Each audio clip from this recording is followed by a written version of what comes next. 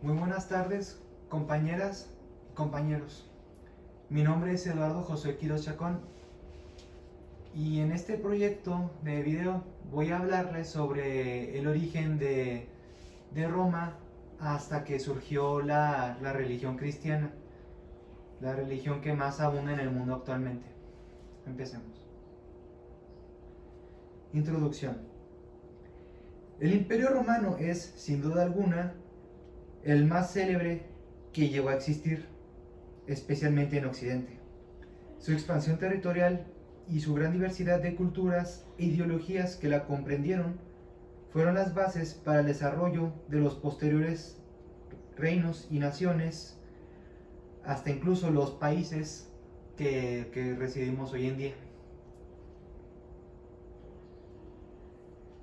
Ahora pasamos a sus fundadores.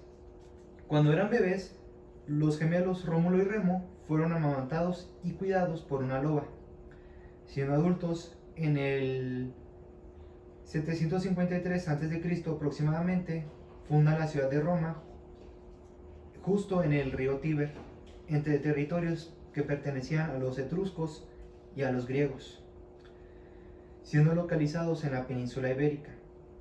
La unión de estos pueblos permitió un gran sistema comercial con otros para formar uno nuevo y con mayor diversidad.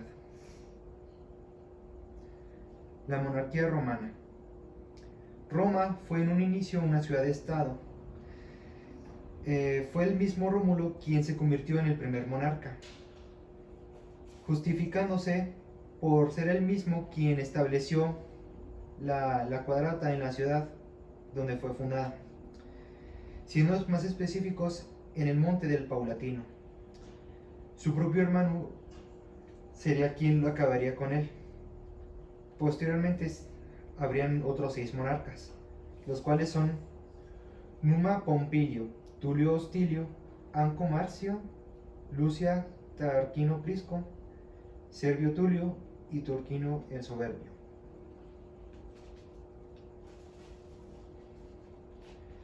La economía. La economía se basaba principalmente en la agricultura y la ganadería, algo casual entre cualquier pueblo, por lo que cada vez no ganaba lo suficiente debido a la labor de ganar territorio de otros reinos, es decir, la toma de otros territorios que pertenecían a otros pueblos. Como sus últimos 3 monarcas eran de origen etrusco, se logró la construcción de un comercio bien controlado y gracias a los griegos lograron fundar un nuevo sistema político. Y cabe resaltar que Roma adoptó también arquitectura y muchos otros conocimientos, entre ellos la filosofía. Las clases sociales. Como toda clase social primitiva de esta época, el monarca era la cabeza del estado, seguido por los patricios, que eran gente que poseía dinero y formaba parte de la clase noble. Eran seguidos por los plebeyos, que eran personas sin ningún tipo de privilegios que tenían los patricios, y se dedicaban principalmente a la agricultura, la ganadería y el comercio. Y finalmente estaban los esclavos, que eran gente sometida a otras personas y se dedicaban a que sus amos les placía.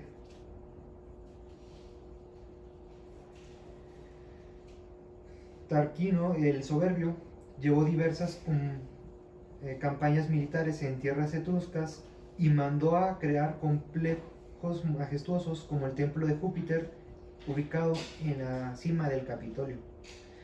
Aún así, uno de sus hijos violó a la hija del patricio, Lucrecia.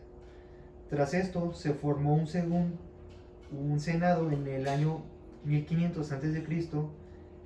que convirtió a Roma en una república.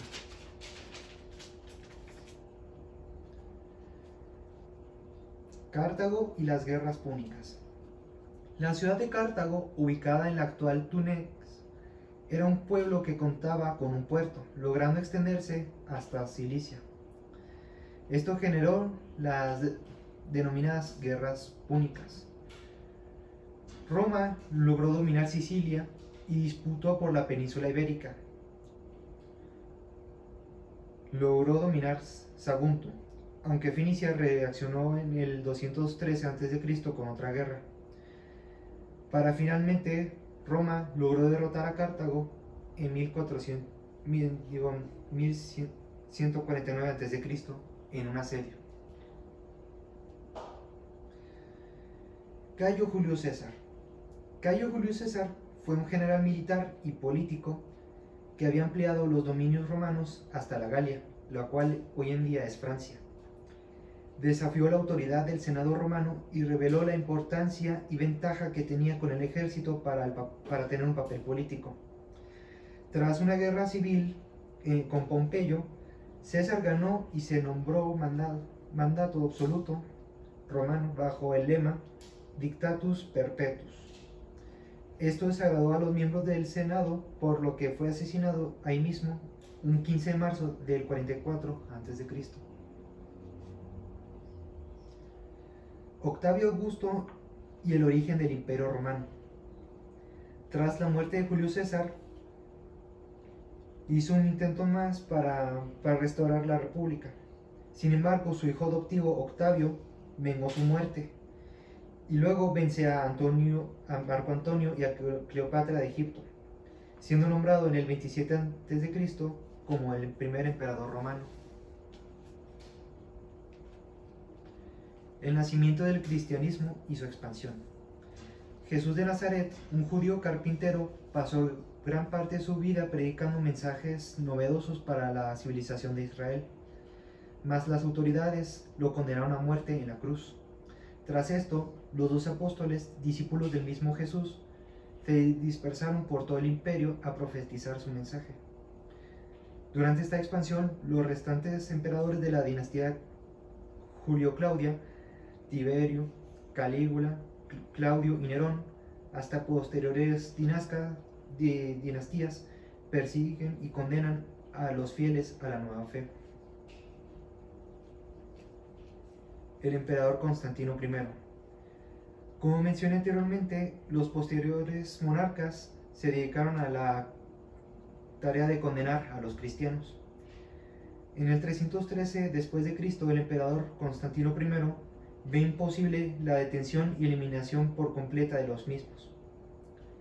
Entonces da el Dacto de Milán ese mismo año, uno que consistió en la libertad de culto del pueblo cristiano y su inclusión al imperio, convirtiéndose él mismo al cristianismo hasta su propia madre, Helena, la cual mandó la construcción de la Basílica del Santo Sepulcro en el lugar donde Jesucristo, según la tradición, fue ejecutado. Posteriormente, en el siglo V, el cristianismo se convirtió en la religión oficial del imperio. Conclusión. El imperio romano es un tema sumamente extenso y hasta tal punto fácil de digerir. Reuní los puntos que más interesantes que permitieron el avance de este imperio hasta el origen de la religión más que muchos siguen en todo el mundo, una religión que ha llegado hasta nuestros días, que permitió la creación de nuestros estados actuales. Podríamos decir que el Imperio Romano es, entre comillas, abuelo de nuestros países, no solo de la América Latina, sino también de los países como Estados Unidos de América o Canadá. Incluyendo nuestro país, no solo tiene la religión cristiana, sino también su sistema político tomó inspiración de este mismo, que se tomó cuando Roma fue una república.